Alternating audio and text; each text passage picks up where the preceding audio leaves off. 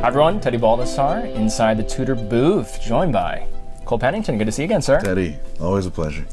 And it's a big year this year, 100 years. So I think we should zoom out first. Yeah. And before we look at the watches, we have some great watches to talk about, but what does this year mean? And when you're looking at a creative brief for designing a watch in such a huge moment for the brand, like what was the idea as you were trying to attack this year? Interesting question.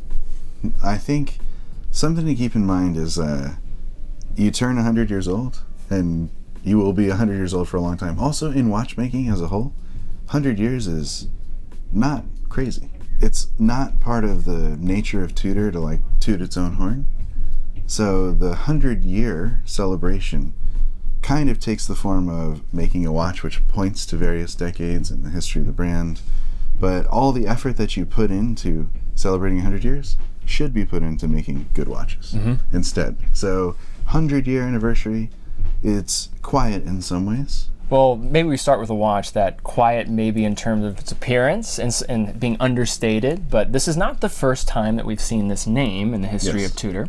But this watch, in terms of its idea in the modern catalog, is being completely reimagined. And what I'm talking about is the new Monarch. And I'd like to start here because this feels like a sense of the past and a tribute to the past, but also with its own spin for modernity in mind. Exactly. So, a few things. First, I guess the visually striking part is the facets in the case. Yes. So, important to keep in mind, Tudor aspires to be masters of industrial horology. This watch takes the opposite approach.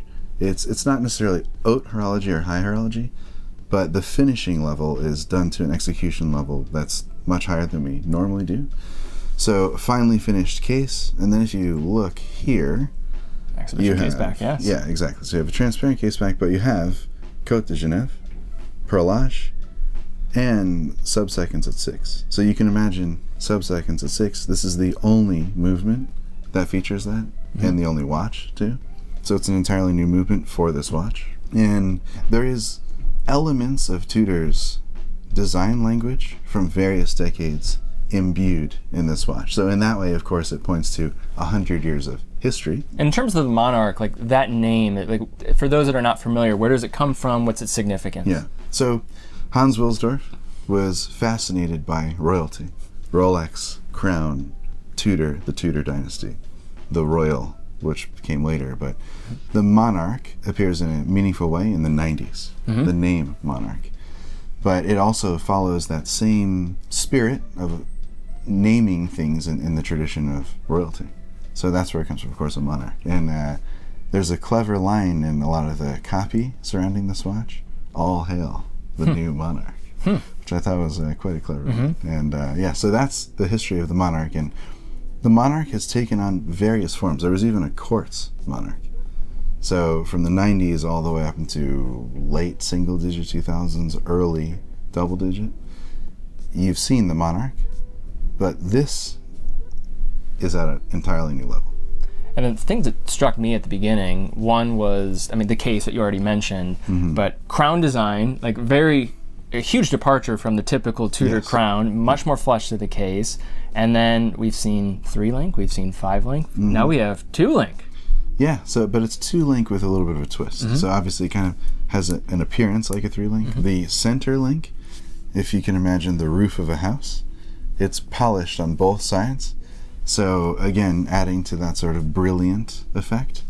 But you're right, it is a singular link, but kind of adds that visual effect. And again, that's part of the idea that this can be executed in a completely independent path from the rest of Tudor's lineup. And then T-fit clasp, and then this has applied markers. And what are you calling this dial color? This is a papyrus style. Papyrus style, nice. It has like this vertical line, it's kind of striated pattern. Yeah, very exactly. nice. Very nice. All right, so moving along, so we had the Monarch, big release, and then another familiar face in terms of material, in terms of a collection. Yes. But now we're going fully at the material with ceramic bracelets. And this was the platform that introduced Master Chronometer. Exactly. And now we're seeing it returning to form, but now with some subtle updates with the design, probably most notably the bracelet, but then there's also some dial detailing that we can also talk about. The whole aesthetic. So we'll start with kind of the philosophy of the watch. So to launch the Master Chronometer certified caliber, it was in the black base ceramic, right? But the idea was a highly technical movement, or a movement that achieves a new standard in technicality. Also play with, I guess, material science and produce a ceramic case. So ceramic is notoriously difficult to work with. So ceramic case, first Metis Master Chrono Certified caliber, watch comes out. Now, if you follow that philosophy of how would Tudor push the boundary of this design, the next technical mastery to achieve is the bracelet. Bracelet, incredibly difficult to produce, and part of that was actually using this double deploying clasp. So it doesn't have the standard clasp that, like T-Fit, for instance. You have to use the double deploying clasp in order to manufacture this sort of bracelet. And again, if we're pushing the limits, how about this blacked out aesthetic? And I think something interesting with this, and tell me what you think, but when you look at it in pictures versus in person, what do you think the difference is to you? One thing I noticed, like in person, it looks a bit more like black, but then I photograph it at certain angles, it does look more grayed out at certain angles. So it's an anthracite, but yes, gray.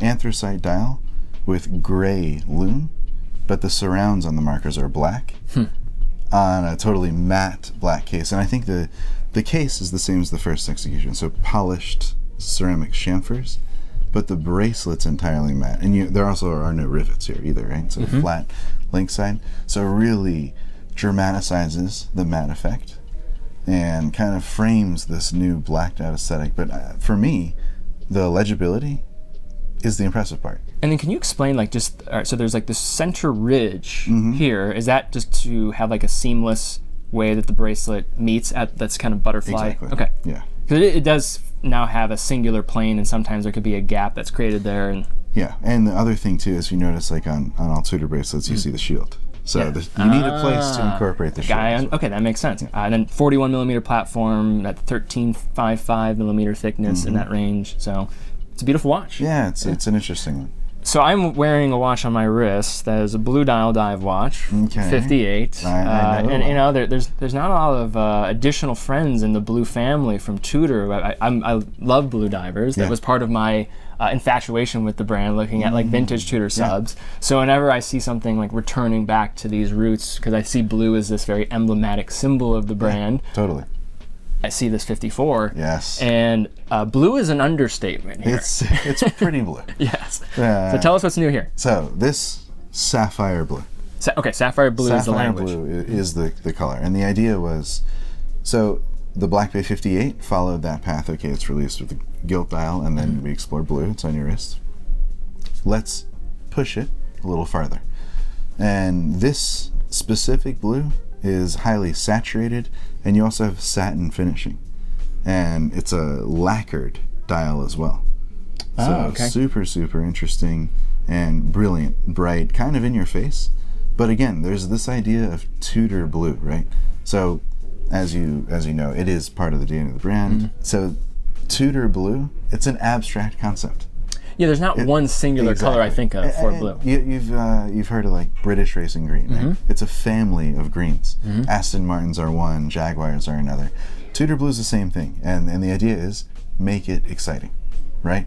It's Tudor blue, sapphire blue, but make it lively. So you have the black dial with gilt, you have lagoon blue, and now you have this sort of jazzy blue, you know. So you said it was lacquer, and then does it get a sunburst type of finish on top? Is that how that's achieved? Other way around. Sunburst finish and then the lacquer. Yeah, exactly. Okay. And yeah, and of course blue bezel to match. So blue on blue. And oh, there's one detail I forgot. The text is also blue. Oh, I didn't catch that. Yeah. So it's really light blue. It's not white. Oh, I did not catch that. Yeah. And of course, the chaptering, or the track, is also light blue. Very nice. So pretty unexpected. So it's the 54, which is kind of a staid platform, but having some fun with it, you know. Yeah. And the 54 too. I mean, it didn't have the red triangle at 12. So some of the platform here, you could see how this can translate to the blue quite seamlessly. Yeah. Now we go to the 58 family, and you know, you look at the 58. like 2018, that was like a year of two models, 58, and then you had GMT. Yes. And it's funny how to see how both of these progressions have happened, and they've now intersected to the 58. But we have two existing models, but now being updated, one a bit more than the other. Right, yeah. What I'm realizing now is this basically ushers in like a new platform for the 58, or at least a new chapter for the 58 as a second generation, you would say now. In a way, yeah. Because you had like these two existing, you had the non-master chronometer, then you saw the master chronometer, then 2024, this comes out Exactly. On the 3-link and rubber. But let's start probably where it all started, which was the 2018 model, but now being transitioned with a few case updates and then chronometer change here. Yeah. That's the headline. Yeah. Would be master chronometer certification by Mentas comes to the 58. There are a number, and that's big. Yeah. Every Tudor watch in the future will be master chronometer certified. Of course, it takes a while to get there. It's just a question on that. Is there a reason, like for like the 37, this has been slower to roll out master chronometer versus 58's now getting it? Is there a thought process around that? So the interesting thing here is, and again, this is going into a bit abstract, but every manufacturer caliber has the potential to reach master chronometer certification. However, you have to roll it out in stages. Because these, as we saw it together. Yeah. They take 10 days. So the testing itself takes 10 days per watch. So now you have watches spending 10 days, right? So you really need to build out a system where you can sustainably do that for every watch. So it will happen, but it takes time to sort of incrementally do that. So finally, of course, master chronometer certification comes with the 58. You can tell by 2 lines of text.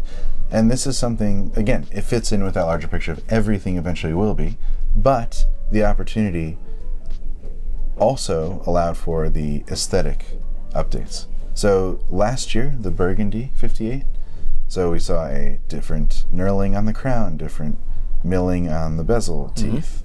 We saw a pinched minute hand. All of these aesthetic changes from that Burgundy 58 have now also been applied to this design as well. So master chronometer certification and all of the aesthetic changes. And I think the other interesting bit here is it comes on a 5-link too. You get the option of 5-link. So you have the 5-link or the 3-link, of course. And still rubber as well. And still rubber, yes. So that's, and really the 58, I think the collector community would call it Tudor's calling card in a way. So yes, visually these are subtle changes, but pretty exciting in the sense that this watch finally kind of reached this form. Yeah, I mean, it's now reached like officially this watch now is a second generation, right? Like this was a watch that existed first as that original concept in 2018. It's now come full circle and is moving forward as this process forward. We don't think about it as generations because there are always incremental improvements, right? But I like that you think. I'm thinking of that because this watch is now gone, which is also another thing to talk about as well. True. Like it's 58 blue, But hey, I still love it. You have it, and you like it. I do still love it. So we talk about that, and then in addition, speaking about updates here, a smaller update, but a bigger update in terms of impact. Exactly. So yeah, I mean we could see it right there. 5-link bracelet. 5-link bracelet, and it's a watch. So of course we don't have to pretend that the origins of the bicolor GMT, we know what they are. And this watch certainly is imbued with that spirit, being in the same group and so forth. And of course the 5-link is part of that design universe. Absolutely. So it works. 5-link on the Black Bay 58 GMT. It's I won't say it's a no-brainer, but it works nicely. I'll say it's a no-brainer. Yeah, okay. Hey, you said it. Yeah, I said it. And finally, I've always been like a champion of like 1926 and a collection like we're going to talk about here. Okay. I think these just represent tremendous value. Yeah. And then when you're thinking about this more integrated style looking design that's being presented here, for a long time this was the opportunity to get this in your broader group. Yes. Now they're still here getting something that I think is going to make it a lot more compelling. Now getting MT Kanisi manufactured calibers inside here. Exactly. So in the past, yes, it was a third-party movement. For us, we don't necessarily think about where the movement is sourced. We think about, does the movement meet our minimum specs for performance? So it's all about performance. So you have to rely on someone else to meet those specs. And of course, yes, for a long time we sourced movements that met that criteria. Now you can control that entirely. So having a manufacturer caliber in the Royal, which, yes, this is the Royal. Oh yeah, I figured that. Well, we probably showed that on screen so people know where I'm going. But yes, the Royal. Yeah, having a manufacturer caliber in the Royal is kind of part of the evolution. Everything eventually also will have a manufacturer caliber. It has to be if it's meta certified, right? Eventually, everything. So on that journey there, again, you have the opportunity to in the past, there were around 80 configurations of the Royal.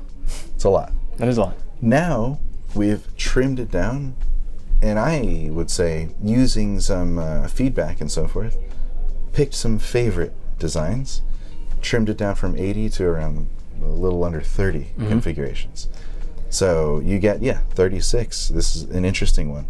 Blue baton. New dial color as well here. So new dial colors, new configurations in terms of baton indexes or Roman numeral indexes. Are the baton and Romans, are those available? Like, do they change slightly over like so there's a 30 millimeter case, 36, and then a 40. Yep. So are there different variations per size, correct? There are. Yes. So there are some variations which only exist in one size or another, but largely the idea is there should be a Royal for everyone. Yeah. So one that you are drawn to. Which one are you drawn to? Out of these two. Well, but there's a reason why these were the two that I selected. They were the ones that jumped out to me the most. Yeah. So it was 36 millimeter baton, the kind of striking blue, faceted markers, and then the green.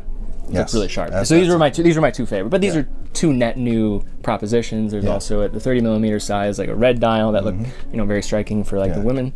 But this is, I think, the green probably my favorite. Personally. Yeah, it's a really cool watch, and also, I mean, the other thing about this is it's a redesigned case. Yeah. So the notching in the bezel, it's again from a manufacturing standpoint, to polish inside of these notches it elevates the case, right? So. And the bracelet also has been redesigned the way it meets the case. So, and of course you get T-fit, which is cool. And then each one of the sizes will have their own caliber as well. So, and then these are introducing 3 new calibers for this collection. 3 for the collection. Yes, exactly. So the first time the collection would have ever seen these calibers. Yes. Well, Cole, thank you very much. It's always a pleasure to get down talk about Tudor with you. Yeah, it's become a yearly tradition. Yeah. I always enjoy talking to you. So appreciate it, sir. Thanks so much. Excellent. Thank you.